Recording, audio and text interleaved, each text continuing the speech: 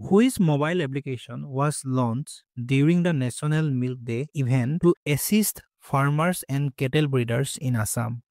অসমৰ কৃষক আৰু গৰু পালকসকলক সহায় কৰিবলৈ ৰাষ্ট্ৰীয় দুগ্ধ দিৱসৰ অনুষ্ঠানৰ সময়ত কোনটো মোবাইল এপ্লিকেশ্যন মুকলি কৰা হৈছিল? কাৰেক্ট এনচাৰ হ'ব অপশ্যন বি গোপাল তথ্য। ৰাষ্ট্ৰীয় দুগ্ধ দিৱস পালন কৰা হয় 26 নৱেম্বৰত আৰু ভাৰতবৰ্ষৰ দুগ্ধ মানৱ মানে মিল্ক মেন অফ ইণ্ডিয়া বুলি জনা যায় ডক্টৰ ভাৰ্গোছ কুৰিয়ানক। চ' এই দুটা পইণ্ট বহুত দৰকাৰী হয়, এক্সামত আহে। তেখেতৰ জন্মবাৰ্ষিকী উপলক্ষে ৰাষ্ট্ৰীয় দুগ্ধ দিৱস উদযাপন কৰা হয়। এই অনুষ্ঠানত পশুপালন আৰু পশু চিকিৎসা মন্ত্ৰী অতুল বৰা ডাঙৰীয়াই গোপাল তথ্য নামৰ এপটো মুকলি কৰিছিল। অসমীয়া, ইংৰাজী আৰু হিন্দী ভাষাৰ গোপাল তথ্য নামৰ এই এপৰ জৰিয়তে পশুপালকসকলে পশুধনৰ স্বাস্থ্য, প্ৰতিকাৰমূলক ব্যৱস্থা, ভেকচিনেশ্যন, বিশেষজ্ঞৰ পৰামৰ্শ আদি সহজে লাভ কৰিব পাৰিব। Which black rice cultivator from Assam, recognized for his pioneering effort in popularizing black rice, received the Assam Gaurav Award in 2023?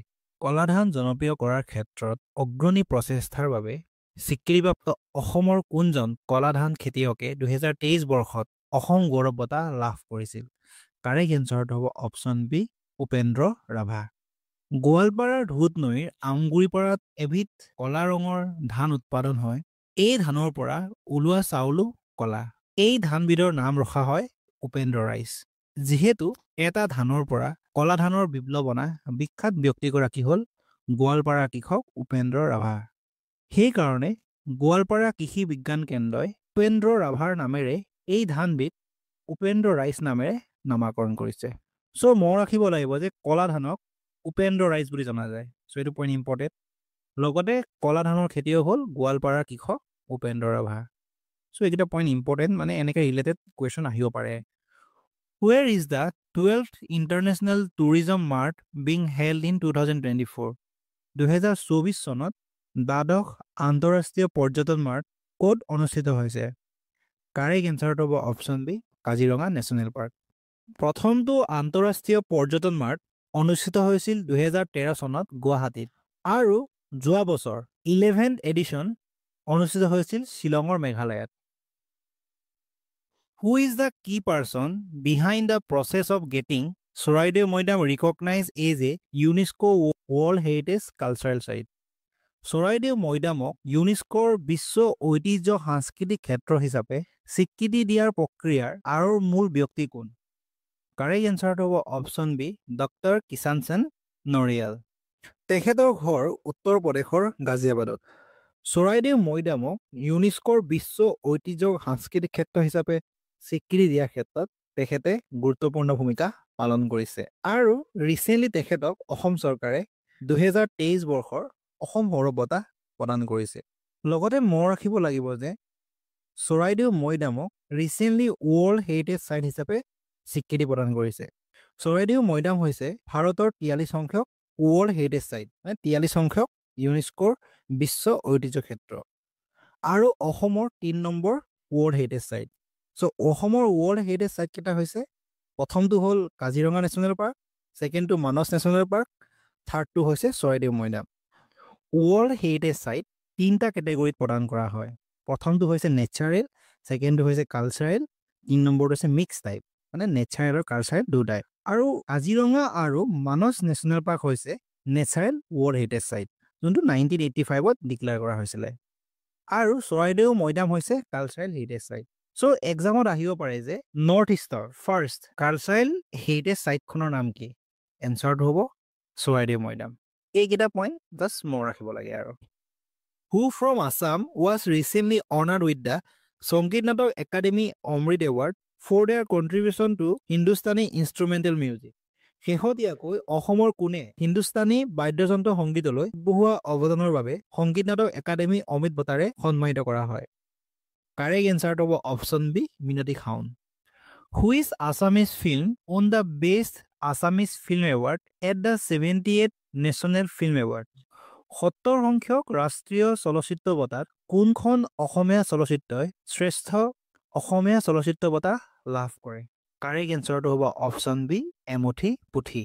ৰাষ্ট্ৰপতি দ্ৰৌপদী মুৰ্মুৱে নতুন দিল্লীত 2022 বৰ্ষৰ বাবে 70 সংখ্যক ৰাষ্ট্ৰীয় চলচ্চিত্ৰ বঁটাসমূহ প্ৰদান কৰিছে। তাৰে কুলনন্দিনী মহন্তৰ পৰিচালিত এমুঠি পুথি চলচ্চিত্ৰই শ্ৰেষ্ঠ অসমীয়া চিনেমাৰ ৰজত কমল আৰু ডক্টৰ ববি শৰ্মা বৰুৱাৰ চিকাইছিল চলচ্চিত্ৰই শ্ৰেষ্ঠ তিৱা চিনেমাৰ ৰজত কমল বঁটা লাভ কৰিছে। আৰু নৱপম ডেকাৰ শূন্যতা চলচ্চিত্ৰই শ্ৰেষ্ঠ চুটি ছবি বঁটা লাভ কৰিছে। আৰু আৰক্ষী বিষয়া ডক্টৰ পাৰ্থসাৰথী মহন্তৰ Hargila the greater adjutant stroke আৰু আইমি বৰুৱাৰ বিৰুবালা উইথছ টু পদ্মশ্ৰী তথ্যচিত্ৰলৈ জুৰীৰ বিশেষ বঁটা আগবঢ়োৱা হৈছে। চ' এই পইণ্টটো ইম্পৰ্টেণ্ট যে বিৰুবালা উইথছ টু পদ্মশ্ৰী তথ্যচিত্ৰ কোনে পৰিচালনা কৰিছিলে? এনচাৰটো হ'ব আইমি বৰুৱা। চ' এই গোটেইকেইটা পইণ্ট এক্সামৰ কাৰণে বহুত দৰকাৰী। Who was honoured with the সাহিত্যৰথী লক্ষ্মীনাথ বেজবৰুৱা এৱাৰ্ড ইন 2024? 2024 বৰ্ষত সাহিত্যৰথী লক্ষ্মীনাথ বেজবৰুৱা বঁটাৰে কোনে সন্মানিত হৈছিল? কাৰেক্ট এনচাৰটো হ'ব option B Kuladhar Saikia.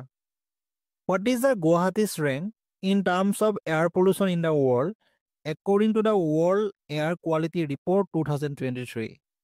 World air quality report 2023 অনুসৰি বিশ্বৰ বায়ু প্ৰদূষণৰ ক্ষেত্ৰত গুৱাহাটীৰ স্থান কিমান? কাৰেক্ট এনচাৰটো হ'ব অপশ্যন বি ছেকেণ্ড। গুৱাহাটী হৈছে বিশ্বৰ দ্বিতীয় প্ৰদূষিত চহৰ, second most polluted city in the world.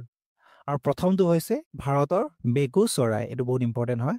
আৰু আটাইতকৈ বেছি প্ৰদূষিত দেশখন হৈছে বাংলাদেশ, ছেকেণ্ডত আছে পাকিস্তান আৰু ইণ্ডিয়া আছে থাৰ্ডত।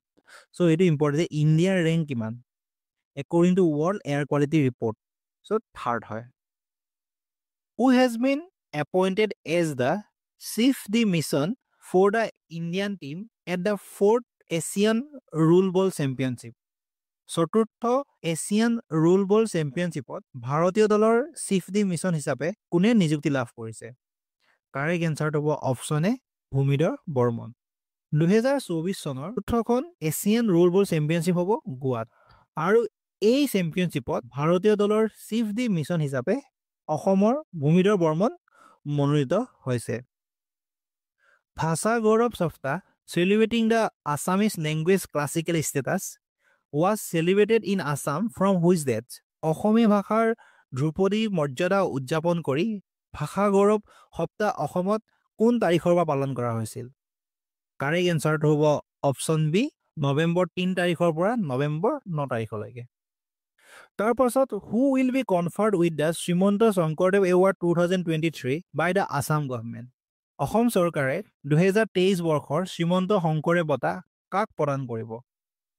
কাৰেক্ট এনচাৰটো হ'ব অপশ্যন বি সোণাল মানসিং। 2024 চনত অসম চৰকাৰে সোণাল মানসিঙক 2023 বৰ্ষৰ শ্ৰীমন্ত শংকৰদেৱ বঁটা ঘোষণা কৰে।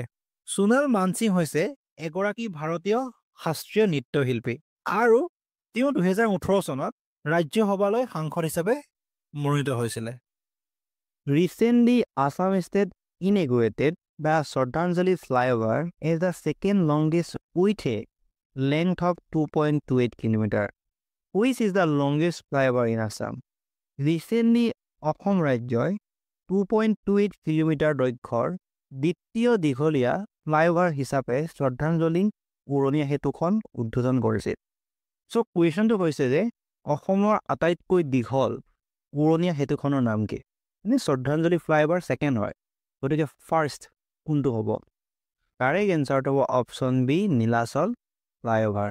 আৰু নীলাচল ফ্লাইঅভাৰৰ লেন্থটো হৈছে 2.63 কিলোমিটাৰ আৰু ই কানেক্ট কৰে মালিগাঁও চাৰিআলিৰ পৰা Kamakhya গেটলৈকে। Where will Northeast First Yoga and Naturopathy Hospital be established? উত্তৰ পূবৰ প্ৰথমখন যোগ চিকিৎসা হস্পিটেল ক'ত প্ৰতিষ্ঠা হ'ব? কাৰেক্ট এনচাৰটো হ'ব অপশ্যন বি ডিব্ৰুগড়ত। Padmashri Birubala Rabha who recently passed away was nominated for the Nobel Peace Prize in which year? শেহতীয়াকৈ দেহাৱসান ঘটা পদ্মশ্ৰী বিৰুবালা ৰাভাই কোন বছৰত শান্তি নোবেল বঁটাৰ বাবে মনোনীত হৈছিল? কাৰেক্ট এনচাৰটো হ'ব অপশ্যন বি 2005 চনত। লগতে আমি মনত ৰাখিব লাগিব যে শান্তিৰ নোবেল বঁটাৰ বাবে মনোনীত হোৱা প্ৰথমগৰাকী অসমীয়া হৈছে বিৰুবালা ৰাভা। চ' এই পইণ্টটো বহুত দৰকাৰী হয়। তেখেতে অসমত প্ৰচলিত বিভিন্ন অন্ধবিশ্বাস যেনে ডাইনী হত্যা আদিৰ বিৰুদ্ধে জনসাধাৰণৰ মাজত সচেতনা আনিবৰ বাবে চেষ্টা কৰিছিল। তেওঁ ভাৰত চৰকাৰে 2021 চনত চতুৰ্থ সৰ্বোচ্চ অসামৰিক সন্মান পদ্মশ্ৰী বঁটাৰে সন্মানিত কৰিছিল। Who was recently crowned Mrs. India Galaxy 2024? শেহতীয়াকৈ কোনে 2024 বৰ্ষৰ মিছেছ ইণ্ডিয়া গেলেক্সি খিতাপ লাভ কৰিছিল? কাৰেক্ট এনচাৰটো হ'ব অপশ্যন বি, ৰিণিমা বৰা আগৰৱালা। তেখেতে ৰাজস্থানৰ জয়পুৰত মিছেছ ইণ্ডিয়া গেলেক্সি 2024 খিতাপ অৰ্জন কৰি অসম তথা কলিয়াবৰলৈ গৌৰৱ কঢ়িয়াই আনিছিল। তাৰ পাছত Drona Bhuyan, who recently received the Padma Shri in 2024, is known as a prominent artist of which two dance form? শেহতীয়াকৈ 2024 বৰ্ষত পদ্মশ্ৰী বঁটা লাভ কৰা দ্ৰোণ ভূঞা কোন দুটা নৃত্যৰ বিশিষ্ট শিল্পী হিচাপে পৰিচিত? কাৰেক্ট এনচাৰটো হ'ব option B, Suknani Ojapali and Deodhani. So' তেখেত চুকনানী ওজাপালি আৰু দেওধানী ডান্স ফৰ্মৰ কাৰণে পৰিচিত। তেখেতে বিষ্ণু ৰাভা বঁটা লাভ কৰিছিল 2021 চনত, অসম গৌৰৱ বঁটা লাভ কৰিছিল 2023 চনত আৰু পদ্মশ্ৰী বঁটা লাভ কৰিছিলে 2024 চনত। চ' তেখেতে পদ্মশ্ৰী আৰু অসম গৌৰৱ কেতিয়া লাভ কৰিছিলে এইটো কুৱেশ্যন এক্সামত আহিব পাৰে। এই পইণ্টটো বহুত দৰকাৰী হয়। পদ্মশ্ৰী 2024 চনত, অসম গৌৰৱ 2023 চনত। লগতে তেখেতে 2009 চনত ভাৰত চৰকাৰৰ সাংস্কৃতিক মন্ত্ৰালয়ৰ গুৰু সন্মান বঁটা লাভ কৰিছিল। Who is the first player from Assam to be a part of the Women's Premier League signed by Mumbai Indians? Mumbai ইণ্ডিয়ানছৰ চুক্তিবদ্ধ মহিলা প্ৰিমিয়াৰ লীগৰ অংশ হিচাপে অসমৰ প্ৰথমগৰাকী খেলুৱৈ কোন? কাৰেক্ট এনচাৰটো হ'ব option A, Jintimoni Kalita. Who won the bronze medal for India in the women's 73 kg category at the 2024 Asian Taekwondo Championships? 2024 বৰ্ষৰ এছিয়ান টাইকোৱাণ্ডো চেম্পিয়নশ্বিপত মহিলাৰ 73 কেজি শাখাত ভাৰতৰ হৈ ব্ৰঞ্জৰ পদক কোনে লাভ কৰিছিল? কাৰেক্ট এনচাৰটো হ'ব option A, Rodali Baruah. The Jyotiprasad Agarwala শিল্পী সন্মান 2024 was awarded to which of the following individuals? কোনজন ব্যক্তিক 2024 বৰ্ষৰ জ্যোতিপ্ৰসাদ আগৰৱালা শিল্পী সন্মান প্ৰদান কৰা হয়?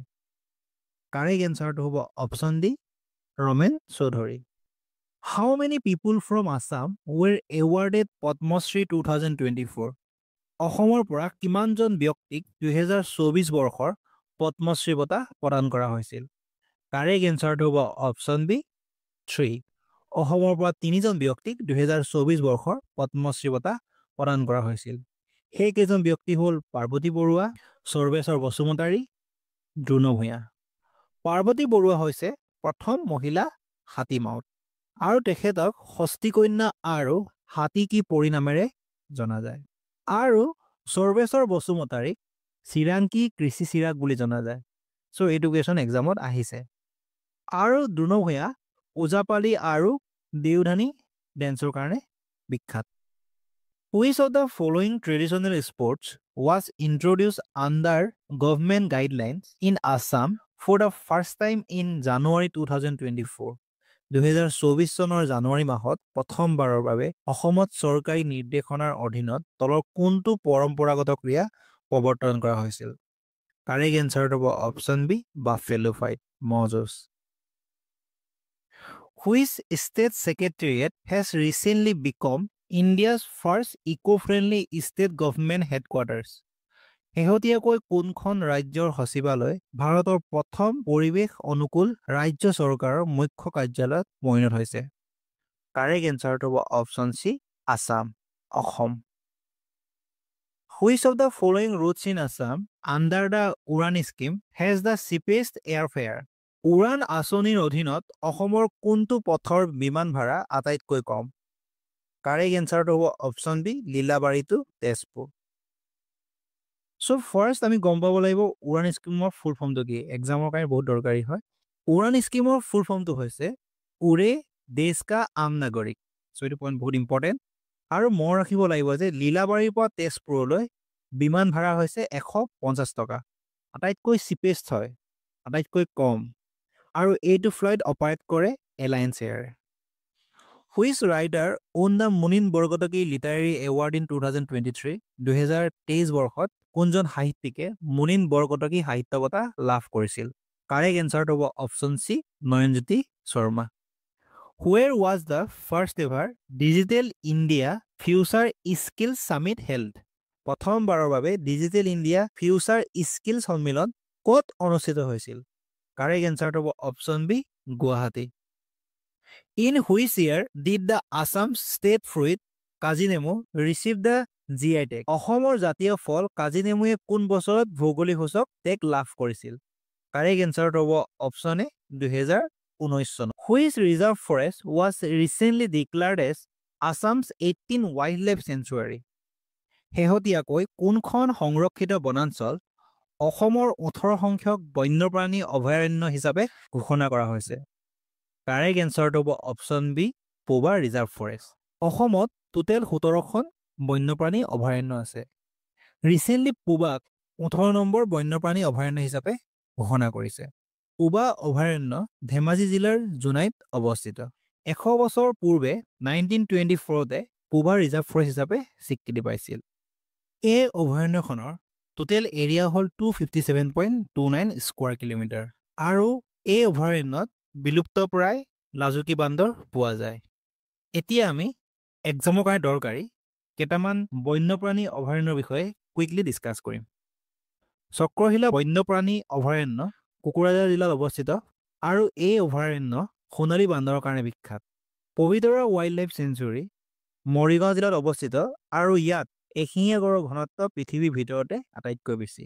গৰমপানী wild life century Karbi Anglong জিলাত অৱস্থিত আৰু ইয়াত গৰম পানীৰ উঁহ আৰু জলপ্ৰপাত আছে।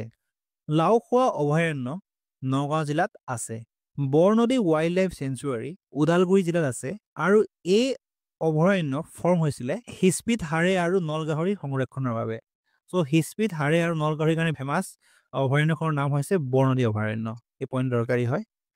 আমচাং ৱাইল্ড লাইফ চেঞ্চুৰী আৰু দীপৰ বিল ৱাইল্ড লাইফ চেঞ্চুৰী কামৰূপত আছে আৰু দীপৰ বিল হৈছে একমাত্ৰ অসমৰ ৰামচাৰ ছাইট।